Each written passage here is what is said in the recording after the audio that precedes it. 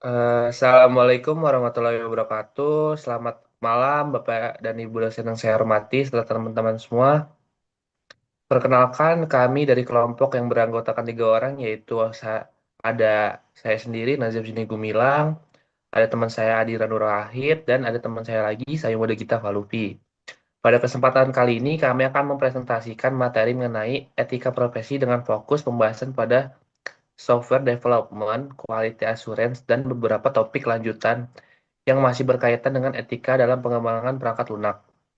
Kami berharap apa yang kami sampaikan itu dapat memberikan pemahaman yang jelas dan mudah diikuti, serta bisa menjadi tambahan wawasan mengenai pentingnya etika dalam dunia software development.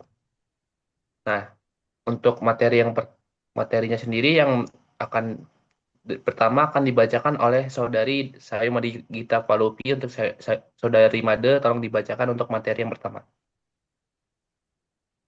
Oke, baik. Di sini saya akan mempresentasikan bagian yang pertama, pada slide yang pertama, pada bagian pendahuluan dari materi software development.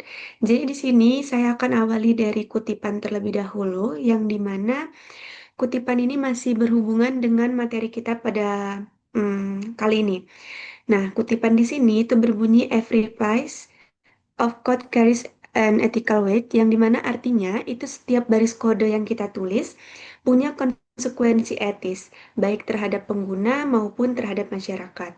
Nah, dalam dunia software development itu artinya pengembang nggak cuman dituntut untuk bisa ngoding, tapi juga harus menjunjung etika profesional, kejujuran, akurasi, keamanan, dan juga tanggung jawab sosial. Nah, jadi contohnya tuh misalnya kayak gini. Kalau misalkan seorang developer salah menulis logika program untuk sistem rumah sakit atau misalkan perbankan, itu dampaknya bukan cuma error di layar aja, tapi bisa nyangkut ke data pasien, transaksi keuangan, bahkan keselamatan setiap orang. Nah, oleh karena itu, setiap keputusan teknis itu punya dimensi moral di belakangnya. Dan inilah kenapa etika dalam software development itu jadi penting banget. Nah, kalau misalkan kita kaitkan ke konteks Indonesia, tanggung jawab etis itu makin relevan ya. Sekarang banyak banget sektor publik dengan ataupun swasta, mulai dari startup digital, fintech, ataupun e-government, yang dimana itu mengandalkan software yang untuk operasional harian. Nah, kita juga punya dasar hukum yang menegaskan hal ini, seperti misalkan Undang-Undang ITE dan Undang-Undang Perlindungan Data Pribadi atau PDP. Jadi, ketika seorang developer membuat sistem digital, mereka itu nggak cuma menciptakan produk teknologi, tapi juga menjaga kepercayaan publik. Intinya, software development itu tuh bukan cuman sekedar pekerjaan teknis, tapi juga tanggung jawab etis untuk memastikan teknologi yang mereka buat itu tuh aman dan juga bermanfaat bagi masyarakat. Oke, selanjutnya pada slide kedua di sini eh, judulnya yaitu The Importance of Software Quality. Nah, sekarang kita masuk ke bagian penting dari software quality. Kualitas perangkat lunak atau software itu bukan cuma soal jalan atau enggaknya program, tapi soal seberapa andal, aman, dan etis sistem itu dipakai di dunia nyata. Nah, ada beberapa aspek utama yang menentukan kualitas dari software.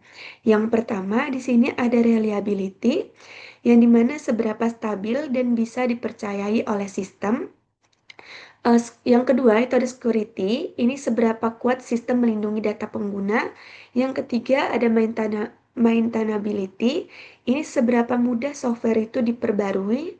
Lalu ada usability, apakah software itu nyaman dan mudah dipakai oleh pengguna. Dan ada portability, ini apakah bisa dijalankan di berbagai perangkat dan platform. Nah, masalahnya, kalau misalkan kualitas ini diabaikan, dampaknya itu bisa fatal banget. Contohnya di dunia internasional, ini ada kasus Knight Capital Crash, yang dimana sebuah kesalahan kecil di kode itu menyebabkan kerugian sampai 440 juta dolar hanya dalam 45 menit. Ada juga kasus Terak yang dimana itu bug pada software mesin radiasi yang menyebabkan pasien meninggal dunia. Nah, kalau misalkan kita tarik ke konteks Indonesia, kasusnya itu nggak kalah serius. Kalau misalkan teman-teman juga ingat, itu waktu itu ada aplikasi Peduli Lindungi yang sempat bocor. Nah, isu itu serius banget soal privasi dan juga keamanan data publik. Ada juga kasus My Pertamina yang dimana saat itu error saat diuji publik karena servernya overload. Padahal sistem itu tuh dipakai skala nasional. Nah, dari kedua contoh itu di- eh, terlihat banget bahwa kualitas software itu tuh bukan cuma urusan teknis, tapi juga urusan etika dan juga tanggung jawab sosial.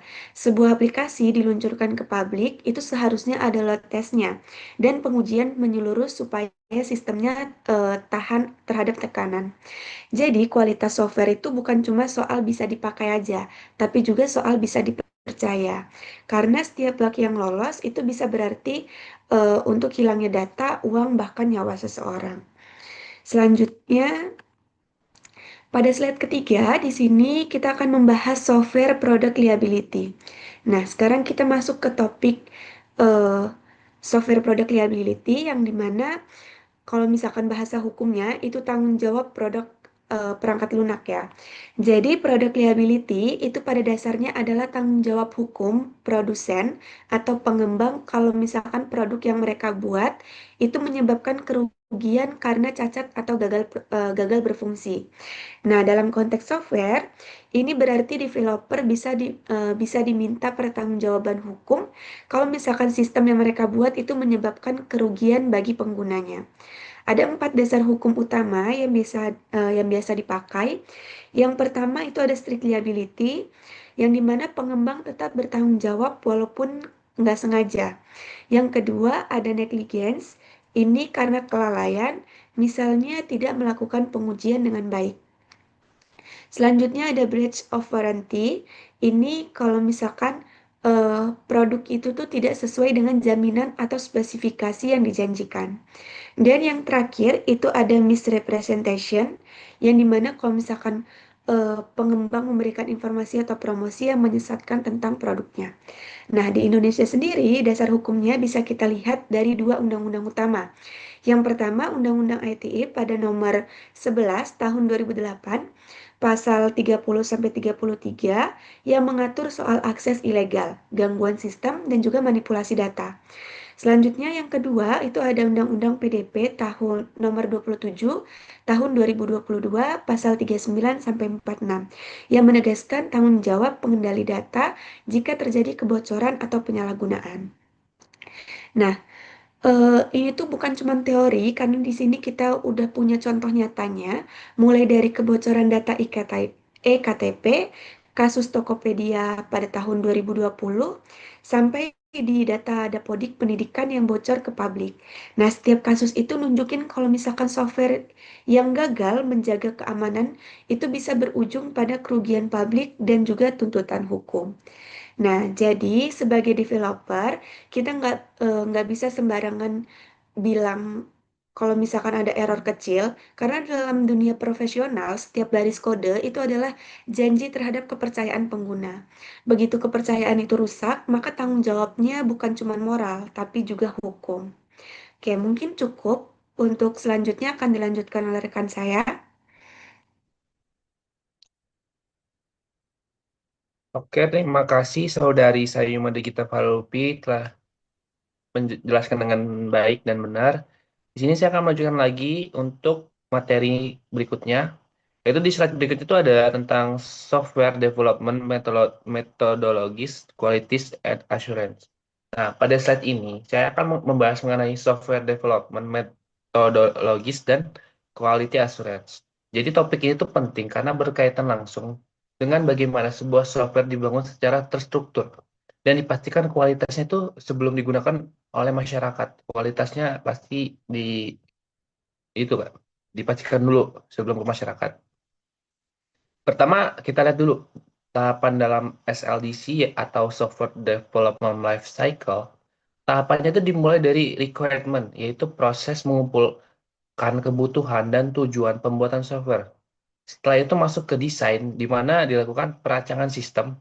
Lalu kita masuk ke implementation, yaitu proses pengkodean atau pembuatan program.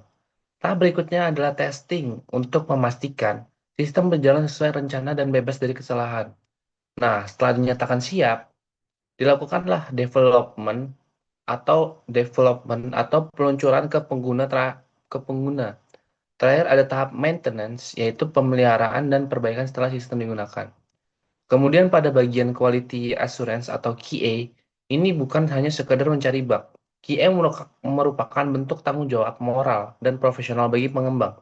Tujuannya memastikan software aman, layak, dan kualitasnya sebelum dipublikasikan ke publik. Dengan adanya QA, software tidak hanya berfungsi, tetapi juga memenuhi standar keamanan, keandalan, dan kenyamanan pengguna. Selanjutnya kita masuk ke perbandingan tiga metode pengembangan software yang umum digunakan. Yang pertama ada metode waterfall, memiliki alur yang linear dan terurut, cocok digunakan untuk proyek yang kebutuhannya sudah jelas di awal dan tidak ada banyak perubahan. Yang kedua, ada metode agile, lebih bersifat interaktif dan fleksibel. Prosesnya itu dilakukan secara bertahap dan bisa menyesuaikan perubahan kebutuhan pengguna. Dan sedangkan DevOps menekankan pada otomatisasi dan kolaborasi antar tim development dan operation. Tujuannya itu untuk mempercepat proses rilis dan mempermudah update sistem secara berkala. Nah, untuk konteks di Indonesia, penerapan QA sudah mulai menjadi perhatian serius, terutama di perusahaan BUMN dan startup digital. Selain itu, sertifikasi seperti ISO atau IEC juga mulai diterapkan sebagai standar keamanan informasi. Ini menjadi bukti bahwa kualitas software bukan hanya soal fungsi, tetapi juga keamanan data, terutama di era digital saat ini. Jadi melalui metodologi yang tepat dan QA yang kuat, software yang dihasilkan tidak hanya efektif, tetapi juga dapat dipercaya oleh pengguna. Oke, slide selanjutnya.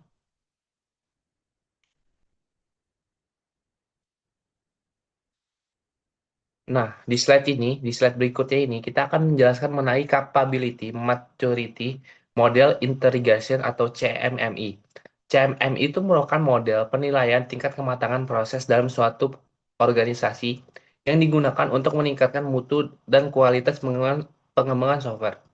Tujuan dari CMMI itu adalah membantu organisasi memiliki proses kerja yang lebih terstruktur, konsisten, dan berstandar. Dengan demikian, kualitas software yang dihasilkan tuh lebih stabil dan dapat dipertanggungjawabkan.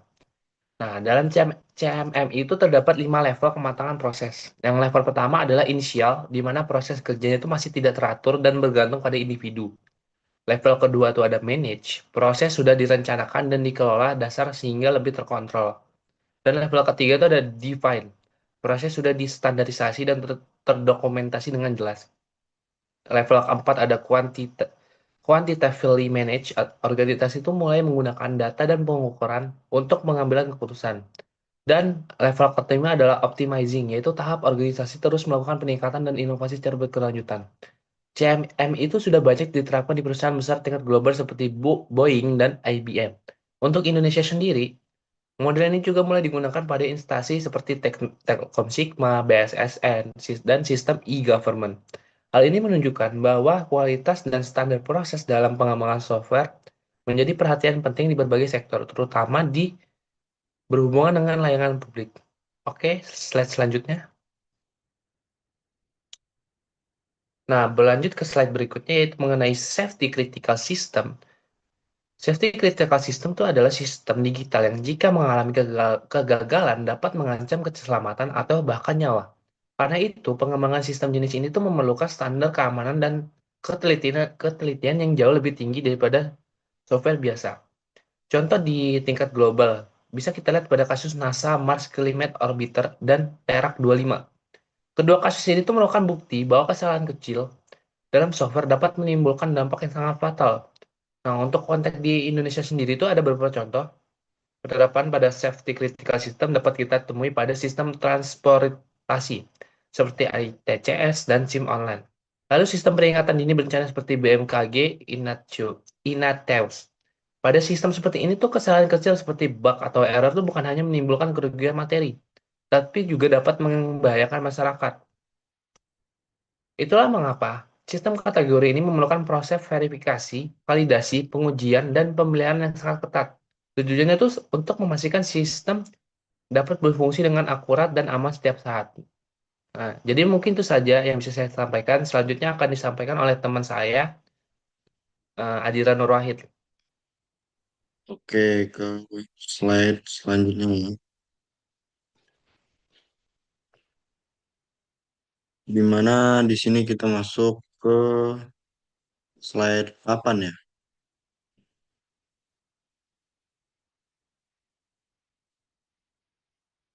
Hmm, di mana sini ada quality standar ISO 9001 dan FMI.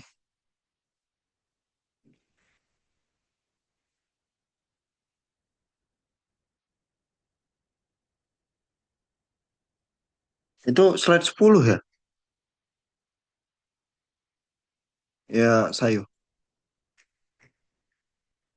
Slide 10 apa 8? 8, 8. Oh, itu slide 8. Quality standar ISO 9001 dan FMI. Standar kualitas menjamin software aman dan dapat dipercaya dan memenuhi kebutuhan pengguna. Contohnya yaitu ISO 9001, fokus pada continuous improvement, perbaikan berkelanjutan, dan customer satisfied, di mana diterapkan di organisasi untuk memastikan setiap proses punya kontrol mutu. Selanjutnya ada FMI, Value Moderator and Effect Analysis. Dia digunakan untuk menganalisis potensi kegagalan dan efeknya sebelum software dirilis dan membantu mencegah error fatal sejak tahap desain. Penerapan yang ada di Indonesia, aplikasi perbankan digital seperti Brimo dan Livin Bank Mandiri menggunakan prinsip FIMA untuk memastikan keamanan transaksi dan data nasabah.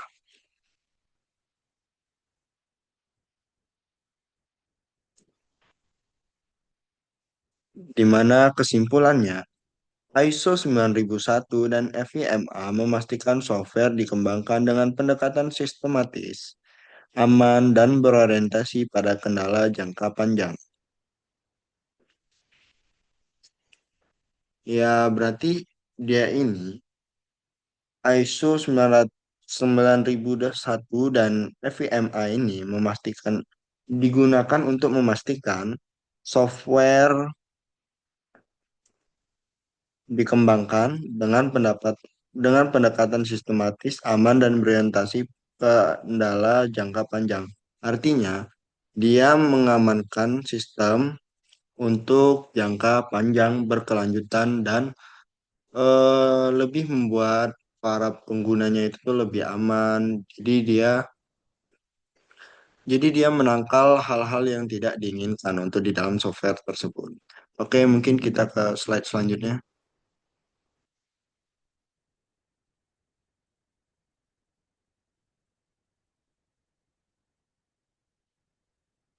Kita ke slide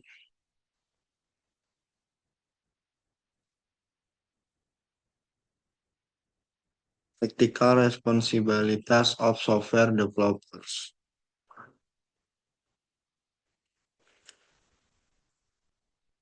Eh, Ethical itu slide 9.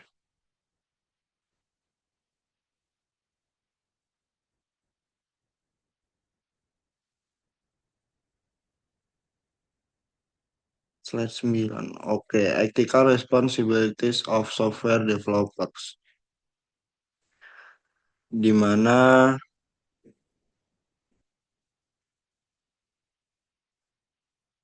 bentar. Ethical response of software developers. Nilai dasarnya yaitu Hornstein tidak menyembunyikan bug, Drupal berhati-hati dan tidak gegabah, Equality siap bertanggung jawab atas dampak software. Makna umumnya, etika pengembangan perangkat lunak bukan cuma soal kemampuan teknis, tapi juga tanggung jawab moral atas dampak yang ditimbulkan dari software yang mereka buat.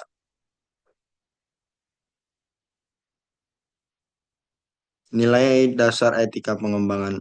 Nilai dasar etika pengembangan yaitu ada honesty, yaitu artinya adalah kejujuran. Pengembang tidak boleh menyembunyikan bug atau kekurangan sistem. Kalau ada masalah harus dilaporkan dan diselesaikan secara terbuka. Contohnya, ketika kita menemukan celah keamanan, developer wajib melaporkan ke tim keamanan, bukan diam agar terlihat kerja cepat.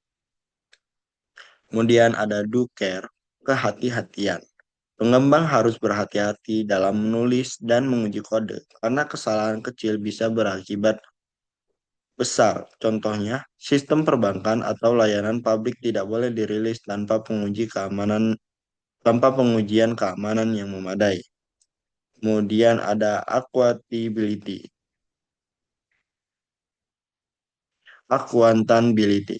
yaitu tanggung jawab. Developer harus siap menerima tanggung jawab atau kalau software yang dibuatnya menyebabkan kerugian, baik karena bug, data bocor, atau kegagalan sistem. Kemudian ada konteks di Indonesia. Banyak proyek pemerintah berbasis IT seperti e-government dan e-KTP dan Dapodik yang memerlukan etika tinggi agar tidak ada manipulasi atau kebocoran data. Kemudian ada etika open source yang juga penting. Pengembangan ini juga harus menghormati lisensi kontribusi komunitas dan tidak mengklaim karya orang lain. Kemudian ada profesionalisme kerja, termasuk menjaga kerahasiaan dan penggunaan dan mengikuti standar keamanan seperti yang diatur oleh BSSN, Badan Cyber dan Sandi Negara. Eh, Garis besarnya yaitu pengembangan software punya peran sosialisme besar. Mereka bukan cuma menulis kode, tapi juga membentuk kepercayaan publik terhadap teknologi. Oke, bisa ke slide selanjutnya.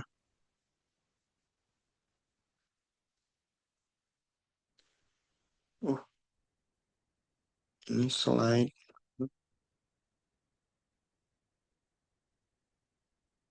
Kita masuk ke summary and discussion. Kita udah masuk ke pertanyaan ya? Iya, ini di slide 10 terakhir. Oke. Oke. Akan saya simpulkan dari beberapa materi yang telah disampaikan tadi.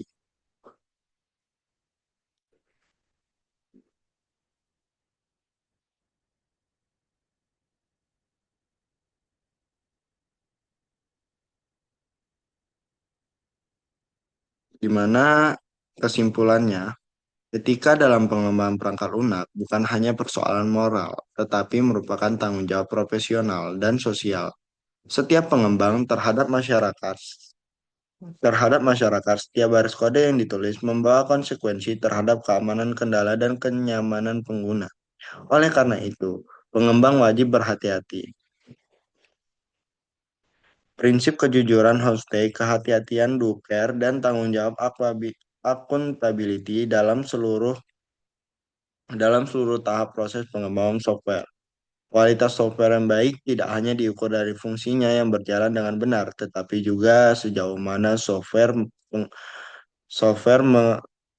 software aman digunakan dan melindungi data pengguna dan tidak menimbulkan kerugian publik. Karena itu, kegiatan seperti quality assurance QA, testing dan dokumentasi tidak boleh dianggap sekadar formalitas, melainkan bagian penting dari etika profesional yang menjamin keandalan dan transparansi sistem.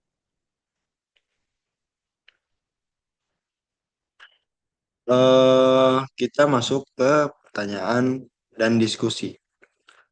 Untuk soalnya akan saya bacakan, di mana soal yang pertama yaitu apa tanggung jawab etis pengembangan softwarenya menyebabkan kerugian. Menyebabkan kerugian apa itu? Ke titik kalau di sini. Antara aku buka.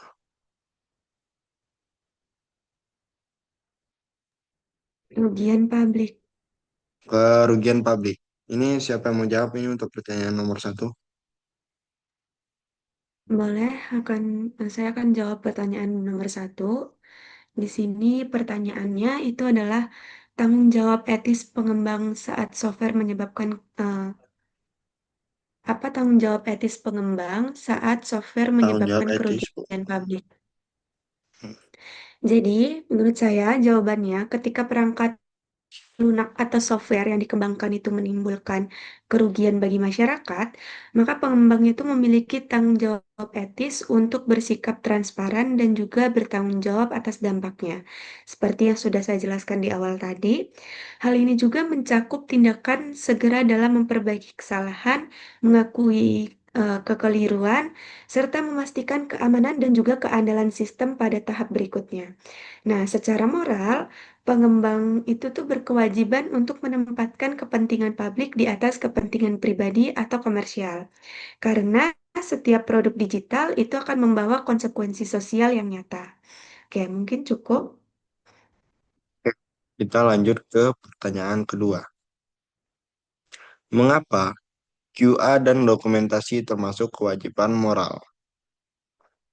Siapa yang ingin menjawab? Oke, di sini Bisakah saya saudara akan Najib menjawab? Oke, saudara Najib. Oke, di sini saya akan eh, menjawab dari pertanyaan nomor 2. Mengapa quality assurance dan dokumentasi termasuk kewajiban moral?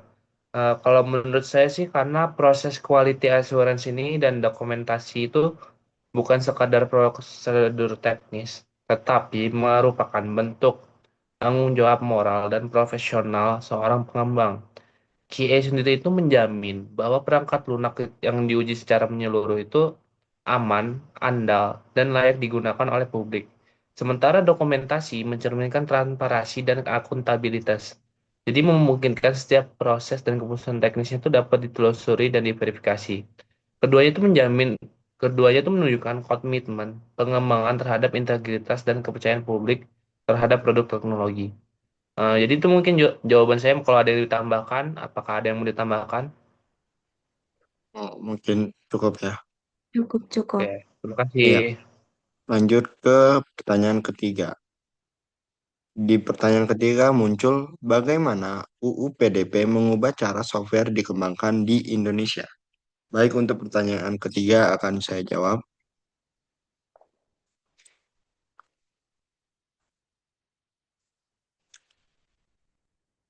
di mana dampak UU PDP terhadap pengembangan software di Indonesia adalah Undang-Undang Perlindungan Data Pribadi UU Nomor 27 Tahun 2022 membawa perubahan mendasar terhadap cara software dikembangkan di Indonesia. Regulasi ini menuntut pengembangan untuk menerapkan prinsip privacy by design, yaitu perlindungan data pribadi sejak tahap perancangan sistem. Pengembang kini wajib memastikan adanya persetujuan eksplisit pengguna dan keamanan data yang memadai, serta mekanisme pelapor jika terjadi kebocoran informasi.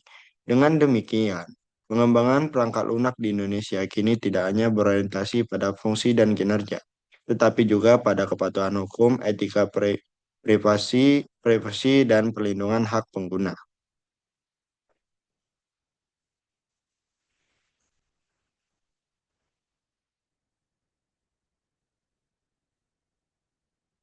Oke, mungkin cukup sekian presentasi dari saya.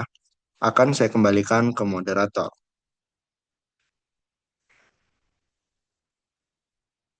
Oke, terima kasih untuk Saudara Dira sudah menyampaikan materi terakhir. Mungkin demikian penerapan materi dari kelompok kami terkait etika profesi dalam pengembangan perangkat lunak, mulai dari metodologi pengembangan software, quality assurance, CMMI, hingga penerapan pada sistem yang bersifat safety critical. Melalui materi ini dapat kita simpulkan bahwa etika dalam pengembangan software bukan hanya soal profesionalitas, tapi juga bentuk tanggung jawab untuk memastikan sistem yang aman dan berkualitas bagi masyarakat. Kami mengucapkan terima kasih atas waktu dan perhatian Bapak Ibu dosen serta teman-teman semua. Kami terima kasih bila ada salah kata, mohon dimaafkan. Wassalamualaikum warahmatullahi wabarakatuh.